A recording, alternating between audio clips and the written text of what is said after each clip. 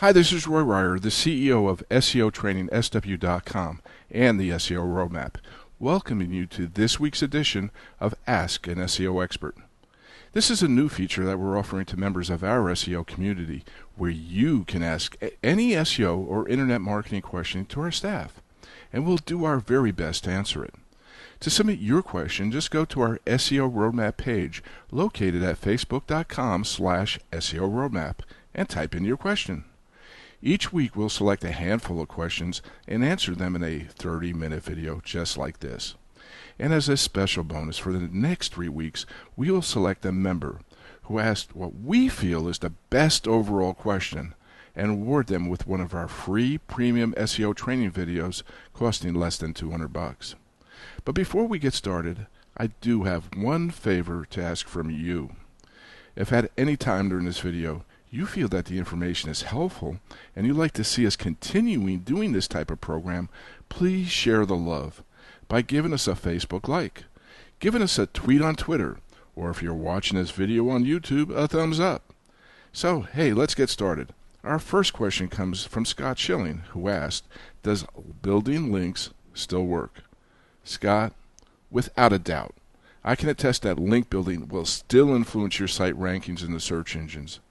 What has changed, however, are the mechanics on how you build a link profile. I feel so strongly about this that I created a brand new post based upon your question, and the link is right here on the bottom of the page, SEOtraining.com, 2012-9 link-optimization versus link-building. Let's take a look at that post, Scott, here real quick. You know, the Google Penguin update really changed the face of SEO forever. And that's probably why you probably asked that question in the first place. The way you built links before really doesn't work. The mechanics just doesn't work anymore. And if you're going to use those old SEO tactics, it's probably going to hurt you. It's going to influence your rankings going the other way. Now, a lot of questions we are asked, hey, is SEO dead? Well, no, SEO is not dead. What has again changed are the tactics, techniques, and practices that we need to use to optimize our website. And these are some of the things you need to realize and think about, and when it comes specifically down to links. So, Scott, one of the first questions you might have on your mind is, what are the type of links that you should avoid? And I'm going to quote Danny Sullivan at Search Engine Land about this. Avoid any link building where the only reason you're doing the activity is purely to build links for the search engines. What you want to do is be linked from places where there's an actual audience that might see your link and click on it directly to visit it. To do that, you're building the type of link that Google and the search engines want to reward. So, the links that you should target, you want links from places that link because there's some human being there to find the link and get more information that they want beyond what's on that page on itself, not because the link might help somebody rank better. So we're going to be talking a little bit in this article on link building versus link optimization. Pre-Google Penguin, the winner was who had the most links won. And post-Google Penguin, the winner is the website that has the most optimized linking profile. Linking profiles that appear over-optimized are going to fail. Websites that appear natural to the search engines will rise to the top. This is the key to remember, Scott. And there's some really cool tools out there that are going to help you out on this. Open Site Explorer. Anybody that's doing SEO needs this tool. We have the link on our website, this Open Site Explorer from SEO Moz. It's a must-have tool. Majestic SEO. It's the largest link intelligence database in the world. They're giving you a lot of information, a lot of intelligence. And then lastly, SEO Recon. This is a program developed by Michael Marshall. It does interface with Majestic SEO, so you're going to need to have a Majestic SEO account. But what makes it nice, you don't have to go through all the techie kind of stuff with Majestic SEO. You just bring up SEO Recon, and it's going to do a lot of the work for you. And what it's going to do is analyze your competitive landscape to identify the most important SEO factors within your niche. So step 1. Link optimization. Well, everything's going to start off at the keyword research level.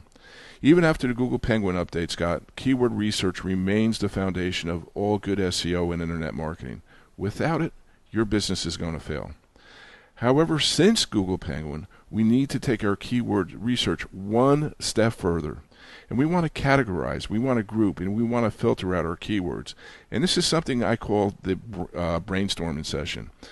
And Richard Baxter basically says, to make keyword research more actionable, you need to be able to categorize this type of stuff. What you want to do basically is harvest your keywords from Google Analytics, from your keyword research tools such as the Google Keyword Tool, Word Tracker, Market Samurai, my favorite, and then save them to one Excel file. You're basically doing your brainstorming session.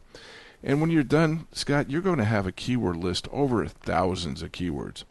Then what you're going to want to do is spy on your competitors. And the easiest way to get on top of Google, if you really think about it, is spy on your competitors and figure out what they're doing and do it a little better than they're doing. And one of the really great tools, we go into a lot of detail with in our advanced SEO class. We go through a number of programs you could use, but there's SEO Spyglass, there's SEO Recon that does a great job, SpyFood does a great job. And we really go into a lot of detail in our advanced training videos, but you want to be able to spy on your competitors. And SpyFood is probably one of the better programs to do that. And you're going to use your link optimization tools again. You want to copy their backlinks, where they're getting their links from. And you also want to get their keywords and take their keywords and dump them into your CSV file that you created from step one. Now we're going to go into the categorizing.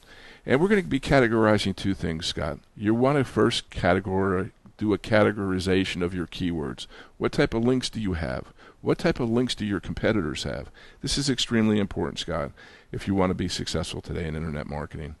And again, the really beauty of SEO Recon interfaces with Majestic SEO to make this job a lot easier for you to identify some of your top competitors' links in your niche.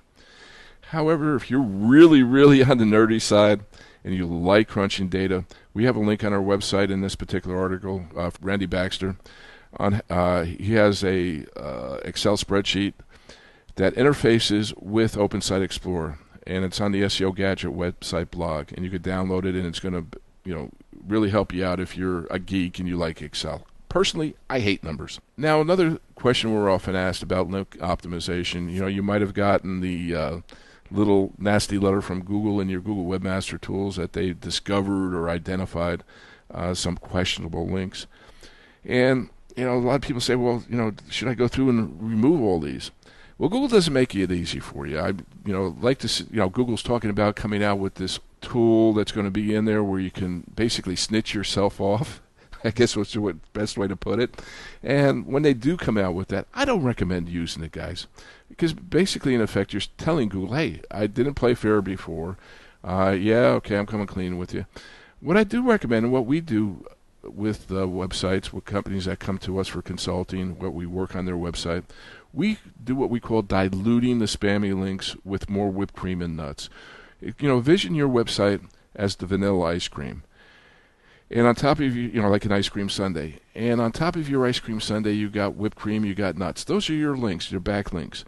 And what Google has done, when the Penguin update came along, Google says, okay, some of these links, we're going to change some of these links into pickles, and we're going to change some of these links into pepperoncinis, and your ice cream sundae don't taste as good anymore. So, you could go into your ice cream sundae and remove all this stuff, or the easy way is to get a lot more ice cream or a lot more whipped cream and a lot more nuts and put that on your sundae and dilute this. Now, another bigger question we're getting, Scott, and the others that are watching this video right now, is, okay, where do I get all these links? Well, guys, on October 10th, we're going to be hosting a free 1-hour webinar, 200 tips on creating backlinks.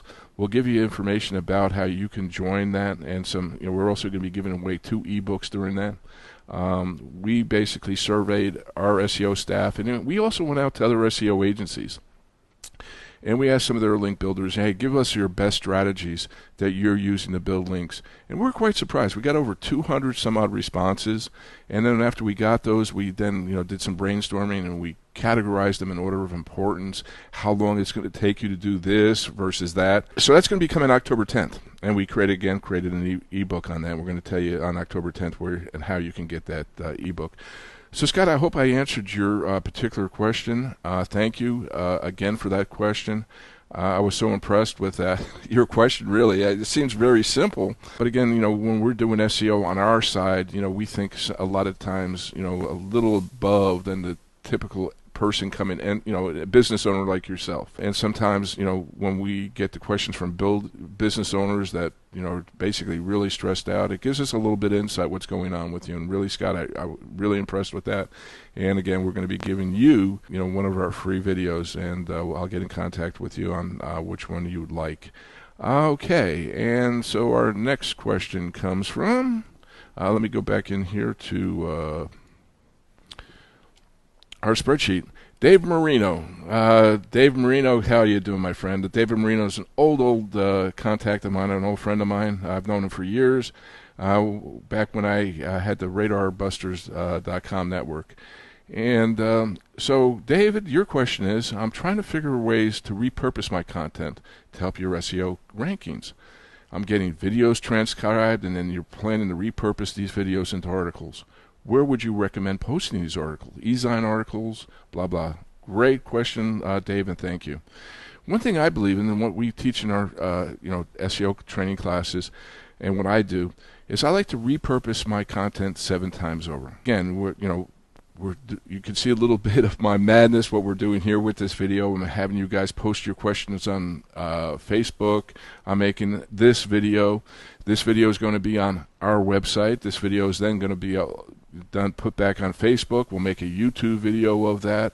We're going to be tweeting about it.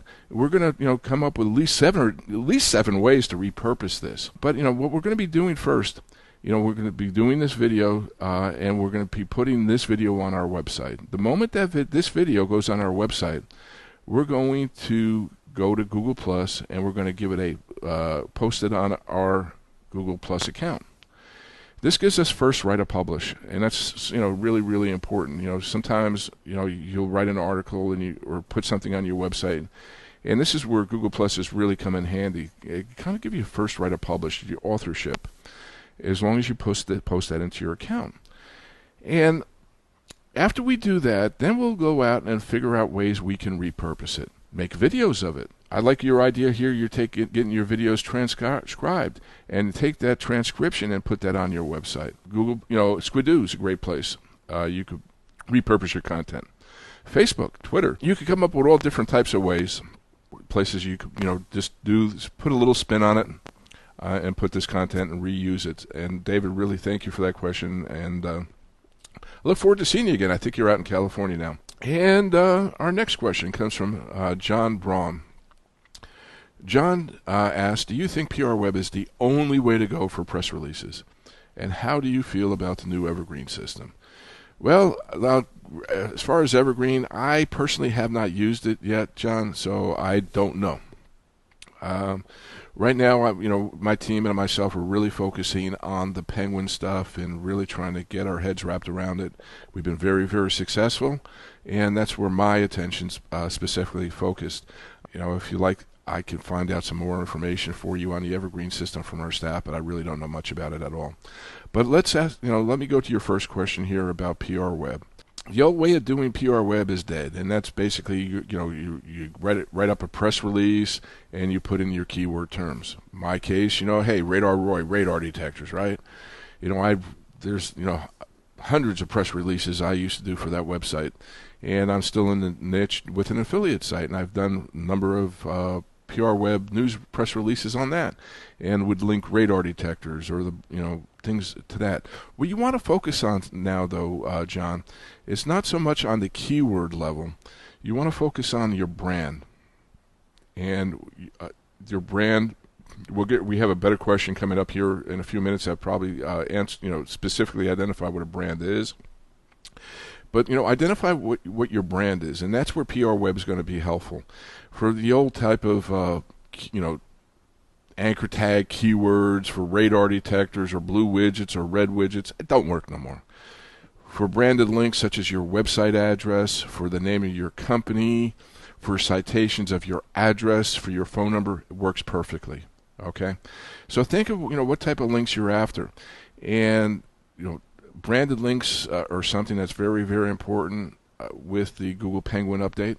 and we have a post. I don't have it up right here on the screen right now, but if you go back a couple weeks ago from SEO training, we have a post about the brand. In fact, I'm going to bring that up in another question here, so we'll bring that up in this video. So focus on branded links, John, with your PR web stuff. And I'll give you some other ideas of where you can get your stuff out, like Hootsuite. Hootsuite's a really great place. Still, you want to build up your brand. You Like Hits. These are some of the top 3 that we're kind of using right now, and they're working out real good for us. Hootsuite, You Like Hits, and Pixel Pipe Videos. Okay. All right, next question comes from Penny. Penny asks, I'm starting a new website selling dog supplies and information. I might combine e-commerce with affiliate programs for the items I sell. Do you think it's going to be okay to combine the 2 models? Yes, I do basically the same type of thing, Penny, with radardetector.org. It's an affiliate website. It's a review website, and I do sell stuff on it. All right.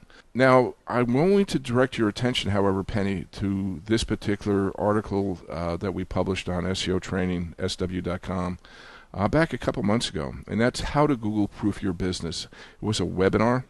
It's about an hour and a half video, because Google's going to be, especially if you're an e-commerce site, is going to be, or an affiliate site, is going to be looking for some specific things. All right. Now, I would try to, if you're kind of there in the middle of e-commerce and an affiliate website, I would focus on making my website more e-commerce-y than an affiliate. And there's some things you can do to your website, and that particular hour and a half blog goes into quite a bit of detail, or webinar replay goes into quite a bit of detail. Just off the top of my head, get a Better Business logo, get your Visa, MasterCard logos, put them on there, because these are some of the triggers, per se, that Google's looking to identify your website as an e-commerce site. If you're an affiliate website, typically you wouldn't have the Better Business logo. You typically wouldn't have a Visa and MasterCard logo. And again, now, just don't, think about how smart this Google algorithm is today, guys. The Google algorithm, there was a post again a couple weeks ago. There's over a million things in the algorithm that Google's looking for. And it's a learning algorithm, guys. So, put into your website what Google's looking for to get into the right category. Google hates affiliate websites. Let's be fair. I mean, I'm going to be right up front with you. Google does not like affiliate websites. Google itself is trying to get into the affiliate niche. Google wants to give good information, find the websites that have the greatest information out there and help this out. And I know we had another question, from another user, and I did not pick him, but I want to bring it up right now. And that basically we had one question that was asked this week. They have a feed that, they're an affiliate and they get a feed from their merchant. Well, the feed is, guys, duplicate content. And that's going to hurt your website. So you don't want to have that duplicate content. You're going to have to figure out what to do something different. You don't want to run it into an automatic spinner, because Google's now smart on that too. So you're going to have to write up some unique content if you want to be successful as an affiliate. We had one client's website, that was here at our Penguin workshop. They had a website that, were selling. It was an e-commerce store, and they took all the images from their merchants and put them on their website. And now even images can be considered duplicate content. We found that out in this particular case. So what we did with the client, we reshot all the photography of their products that they sold, and that helped them out on the Google Penguin update. So be very, very careful of duplicate content, whether it be imagery, photographs, banners, for the duplicate content and end of that. And try to be unique. Google wants unique content. Anyway, Penny, really recommend that you take a little time out of your day and listen to that webinar. And there's a link right here on the bottom of the page for that particular. And Penny, thank you for your question. Another question from Penny. Concerning internal linking structure for a site. Is there a method you could use that would help my site be more Google friendly? I don't want to link incorrectly and cause the appearance of duplicate content. I also don't want to make my site easy to control. I want to make my site easier to control for the search engines. And most easily, I want the customers to find what they want. I like the last part of it. You got to, screw the search engines, Penny. It comes really right down to the customers, having the customers find what they want on your website. If you can do that, your site's going to be easily crawlable by the search engines and by Google. Now, let's talk about your linking structure, Google Penguin. Specifically, over 35% of the metrics we've identified target on-site SEO. And internal linking structure is one of the methods. Do not over-optimize your particular keywords. And a term I'm beginning to use is do what Matt Cutts would do. And what I mean by that, look at some of the posts that Matt Cutts has on his website. Look at some of the emails that Matt Cutts has sent out. Matt Cutts, in his on his website, on his personal blog, he links out to everywhere. All right, and he does not use no-follow links. And I know that's a question coming up also. And we have a post that we published last week. It's Google's knowledge graph, and I'm really surprised. There hasn't been a lot of talk about the Google knowledge graph in the SEO or internet marketing whatsoever, as much as I thought there would be. And really what it comes down to is the new semantic web. And Google says it's about things and not strings. And I really recommend taking a look at that post, Penny. A little bit more homework, I'm sorry, but it's going to help you out a little bit. It's a very short blog post, and it talks a little bit about that and some of the good tools you might consider using. Again, SEO Recon's a really good, not SEO Recon, SEO Scout, I'm sorry.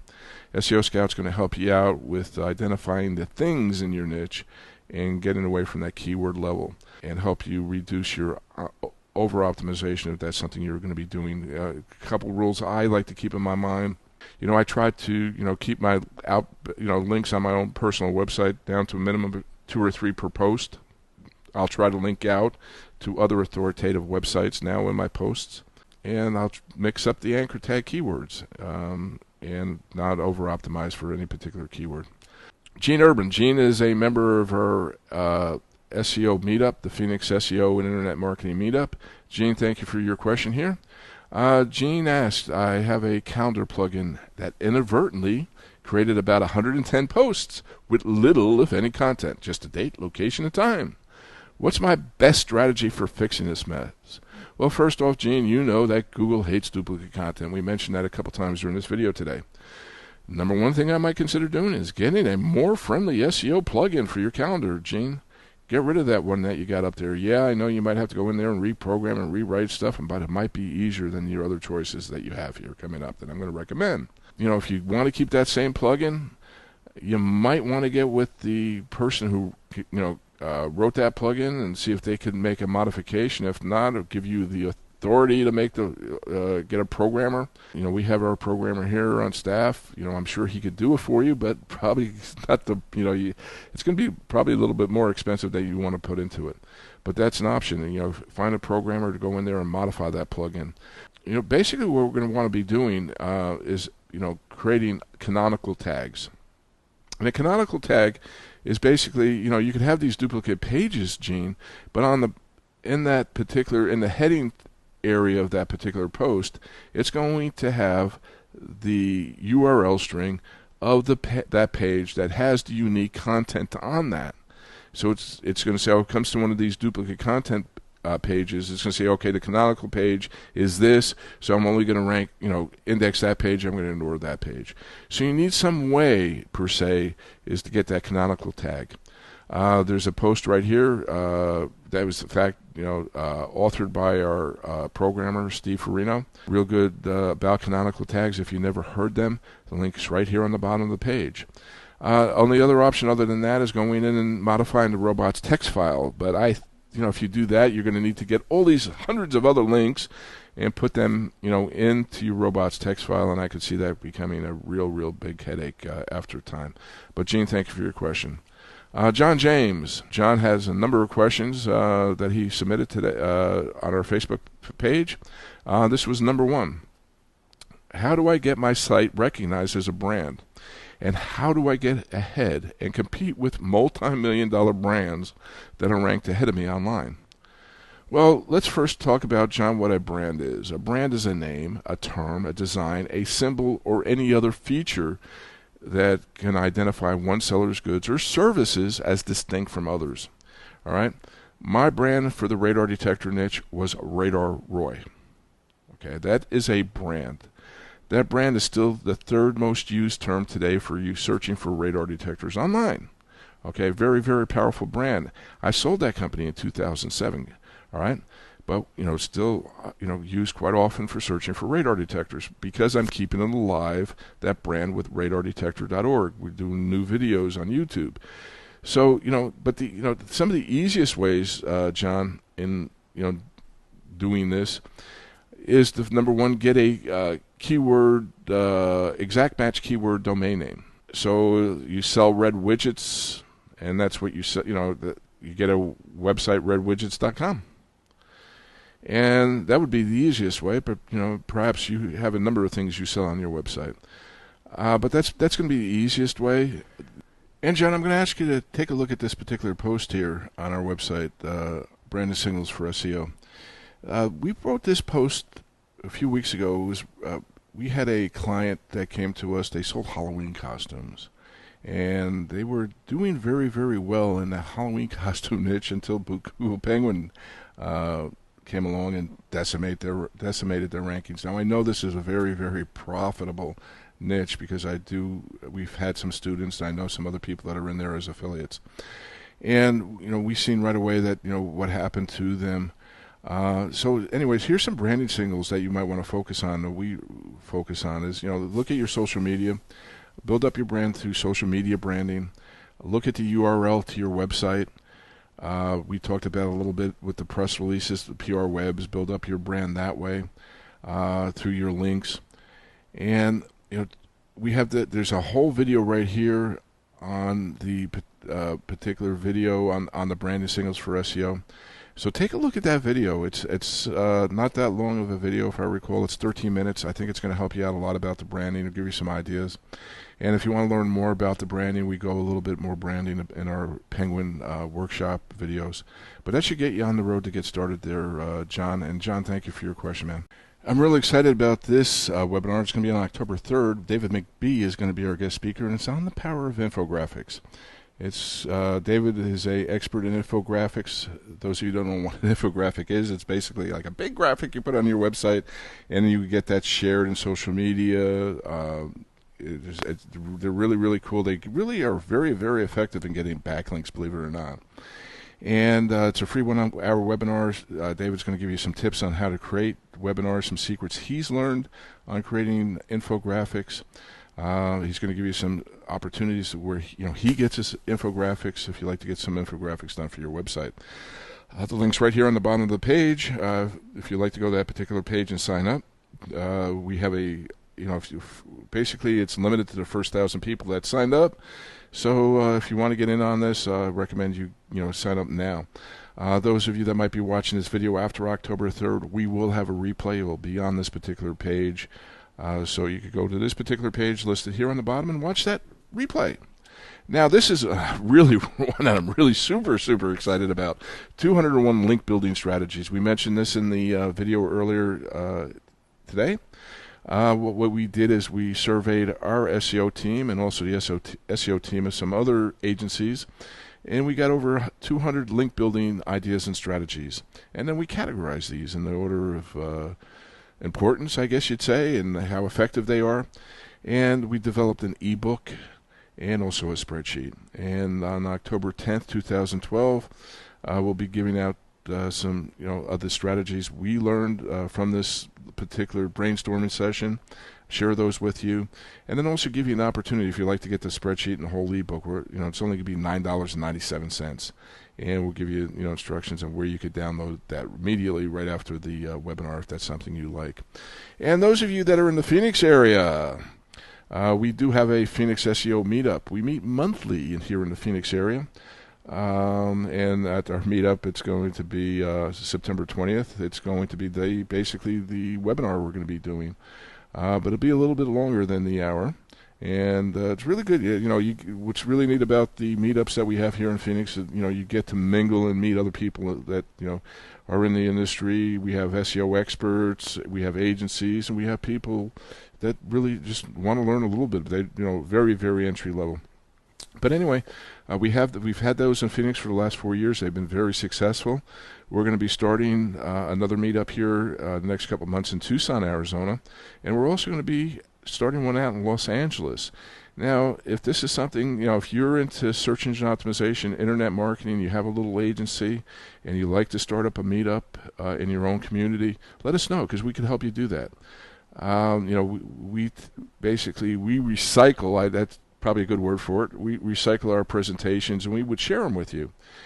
So if you're out in Connecticut, Florida, and you like to do your own little SEO meetup, we'll give you the information. We'll help you get started and get you on your way. So anyway, if you want to learn more about our Arizona meetup, the link's here on the bottom of the page. And if you want to learn more about starting your own meetup, please contact me direct on our website or through that 800 number. And lastly, we'll talk about our premium SEO training. We have our workshops that are held here in our offices in Morristown, Arizona. This coming weekend, we have our SEO Essentials workshop. It's Friday and Saturday. We go over some of the basic things you need to know. Our 8-step SEO roadmap basically is what you get to learn. We help you develop your own SEO roadmap. We work with you one-on-one on your own particular website and getting your site optimized, going through our 8-step process. And then the following weekend, we have our SEO Advanced workshop. It's a 3-day class, again, held out here at our offices in Morristown. We got quite a good group coming out here. We got a number of people from the East Coast coming out, some folks from the Northwest coming out. So we're going to have a really good time. We have a couple seats still open for that one also. If you want to contact us direct to sign up, 1-800-881-8736. Now, those of you just can't make it to Arizona, we do offer another alternative.